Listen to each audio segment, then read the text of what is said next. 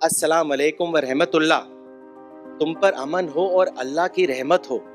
ये मेरे लिए बहुत रेवोल्यूशनरी बात थी। जब नमाजी ये कहता है अस्सलाम वालेकुम व रहमतुल्लाह, तो असल में ये कह रहा होता है कि ए लोगो, तुम मुझसे महफूज हो, तुम्हारी जान, तुम्हारा माल, तुम्हारी इज्जत मेरे से महफूज है।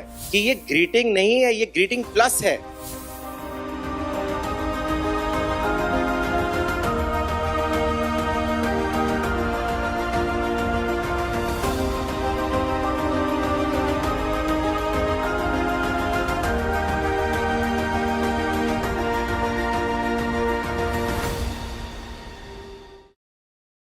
अब मैं CPS के बहुत ही एक्टिव मेंबर डॉक्टर रजत मल्होत्रा साहब को स्टेज पर बुलाऊंगा। वो रिफ्लेक्शंस ऑन इस्लाम के टॉपिक पर बोलेंगे। रजत मल्होत्रा साहब जो हैं 2001 से मौलाना से जुड़े हुए हैं। पूरे 20 साल आपने मौलाना के साथ बिताए। हिंदुस्तान ही नहीं बल्कि बैरून मुल्क भी आप अक्सर असफार में मौलाना के साथ रहे हैं। आपकी ये खुशनसीबी है कि आप दिल्ली में होने की वजह से अक्सर आपने मौलाना की सोहबत से फ़ायदा उठाया है। दूसरे हमारे जो CPS के उलमा भी हैं वो ओकेशनली मौलाना से मिलने आते थे, लेकिन रजत मल्होत्रा साहब ने, और ये बात भी काबिल ज़िक्र है कि उनके साथ उनके हम कदम उनकी अहलिया सुती मल्होत्रा साहिबा दोनों ने बहुत ज़्यादा मौलाना की सोहबत से फ़ायदा उठाया है। हाल ही में उन्होंने PhD की डिग्री भी की। उनके PhD का टॉपिक था A study of transformation of the Arabian society under the Prophet Muhammad and its contemporary relevance। इस पर आपने तहकीकी मकाला पेश किया और PhD की डिग्री हासिल की। मैं रजत मल्होत्रा साहब से गुजारिश करूंगा कि वो माइक पर आएं और अपना खिताब पेश करें। अस्सलाम वालेकुम। Today I'm very happy to be present among all of you esteemed scholars। और आज का टॉपिक भी बहुत मुनासिब है, क्योंकि मौलाना वहीदुद्दीन खान साहब हमेशा कहा करते थे कि पीस इज सम्मम बोनम, यानी अमन सबसे बड़ी भलाई है। मैं अपना एक छोटा सा पर्सनल एक्सपीरियंस आप सब लोगों के साथ शेयर करना चाहूँगा। मौलाना वहीदुद्दीन खान साहब, जैसे आप जानते हैं, मेरे गुरु थे। उनसे इंस्पायर होके मैंने PhD इस्लाम में PhD करने का फ़ैसला किया। लेकिन PhD के लिए मुझे पहले MA इस्लामिक स्टडीज़ में एडमिशन लेना था, क्योंकि मेरा बैकग्राउंड इकोनॉमिक्स और MBA का था, इस्लाम का नहीं। काफ़ी सर्च और रिसर्च के बाद मुझे MA Islamic history Kerala university में एडमिशन मिला।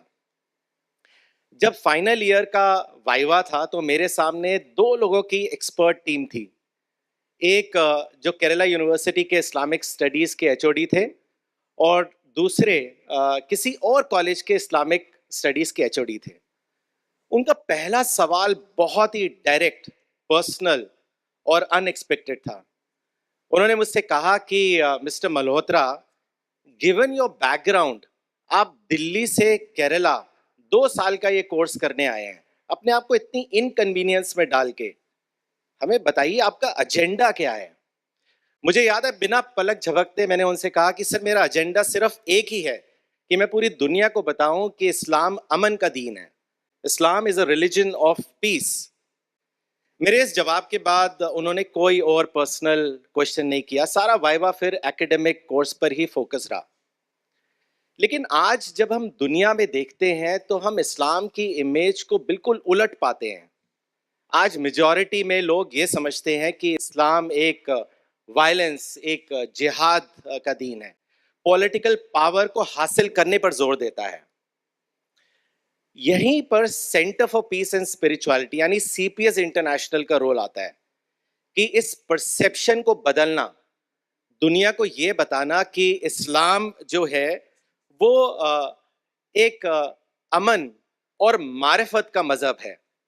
और अल्हम्दुलिल्लाह पिछले 26 सालों से CPS यही रोल अदा कर रहा है। कुरान की सूरह अंबिया में रसूलुल्लाह के लिए आया है कि हमने तुम्हें तमाम इंसानियत के लिए रहमत बनाकर भेजा। ये नहीं आया कि हमने مسلمس کے لیے رحمت بنا کر بھیجا بلکہ تمام انسانیت کے لیے. ایسے ہی جب ہم قرآن پڑھتے ہیں تو کئی جگہ قرآن انسانیت کو ایڈریس کرتے ہوئے کہتا ہے اے لوگو، اے انسانوں. قرآن یہ نہیں کہتا اے مسلمانوں.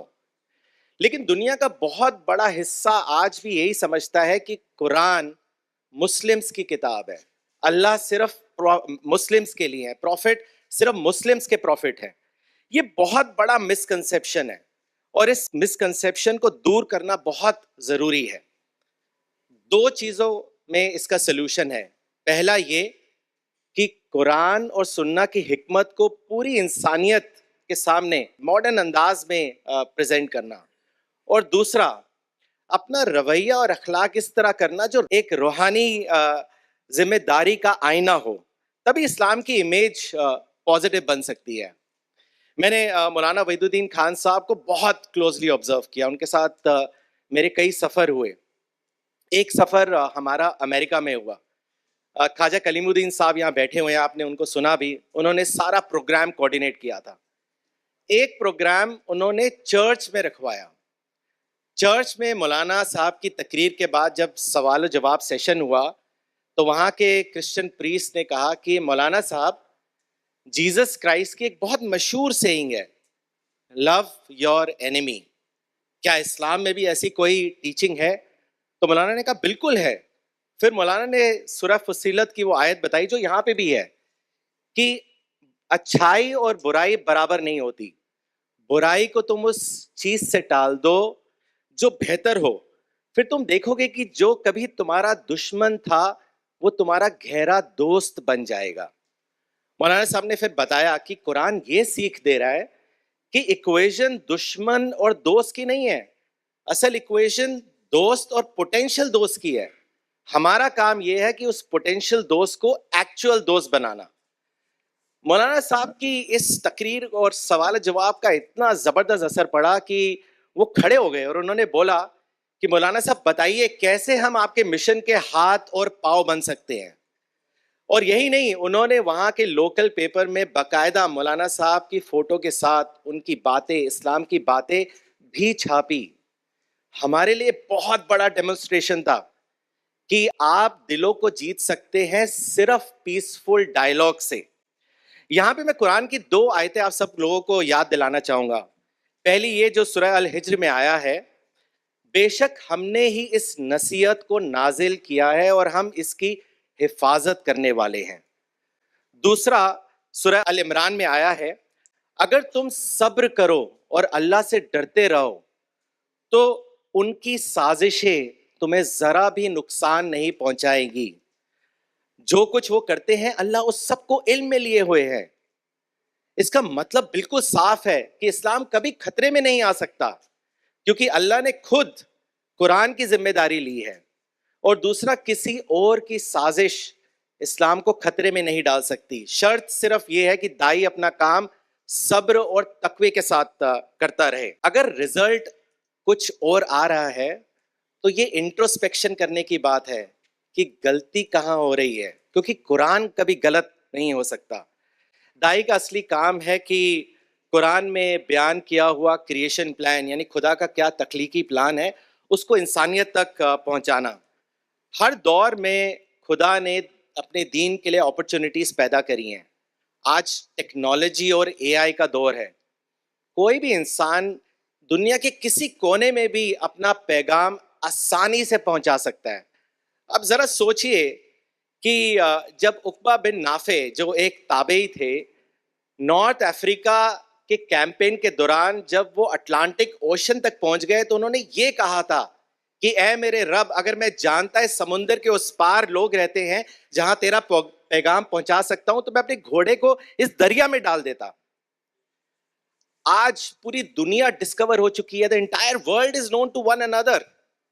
تو عقبہ ابن نافع والی اسپرٹ کے اعتبار سے ہمیں اپنے ریسورسز کے گھوڑے کو انسانی دریا میں ڈالنا ہے. سورہ الحج میں ہے، جو اللہ کے دین کی مدد کرتے ہیں اللہ ان کی مدد کرتا ہے. اسلامک ریولوشن دراصل ایک سائیکولوجیکل ریولوشن ہے، پولیٹیکل ریولوشن نہیں. اور یہ ریولوشن انسان کے اندر پیدا ہوتی ہے. اس لیے اسلام کا حقیقی انقلاب بھی فرد کی سطح پر ہوتا ہے. جب فرد بدلتا ہے تو معاشرہ واقعی بدلتا ہے. تو اس لیے لیڈرشپ بہت امپورٹنٹ ہو جاتی ہے. لیڈرشپ کا میرا مطلب ہے علماء لیڈرشپ, علماء گائیڈنس. حدیث میں آتا ہے کہ علماء انبیاء کے وارث ہوتے ہیں. انبیاء نے دینار اور درہم نہیں چھوڑے, علم چھوڑا ہے. اس لیے علماء کا کام ہے کہ انسانی سوچ, علم اور روحانی رہنمائی دے, جو آپ سب لوگوں کو کرتے رہنا ہے انشاءاللہ. جب میں مولانا وحید الدین خان صاحب سے ملا تھا تو میں یہ بھی نہیں جانتا تھا کہ السلام علیکم کے معنی کیا ہے. میں سمجھتا تھا کہ جیسے ہیلو, ہائے, گڈ مارننگ ہوتا ہے, ویسے ان کے میں السلام علیکم ہوتا ہے. لیکن مولانا نے بتایا کہ یہ اسلام کی بہت خوبصورت ٹیچنگ ہے کہ جب دو لوگ ملتے ہیں تو وہ کہتے ہیں السلام علیکم, تم پر امن ہو. جب نماز ختم ہوتی ہے اور نمازی کہتا ہے السلام علیکم ورحمۃ اللہ, تم پر امن ہو اور اللہ کی رحمت ہو. یہ میرے لیے بہت ریولوشنری بات تھی. اور آپ یقین کیجئے ابھی بھی میجورٹی دوسرے مذہب کے لوگ ابھی تک اس بات کو نہیں جانتے کہ یہ گریٹنگ نہیں ہے, یہ گریٹنگ پلس ہے.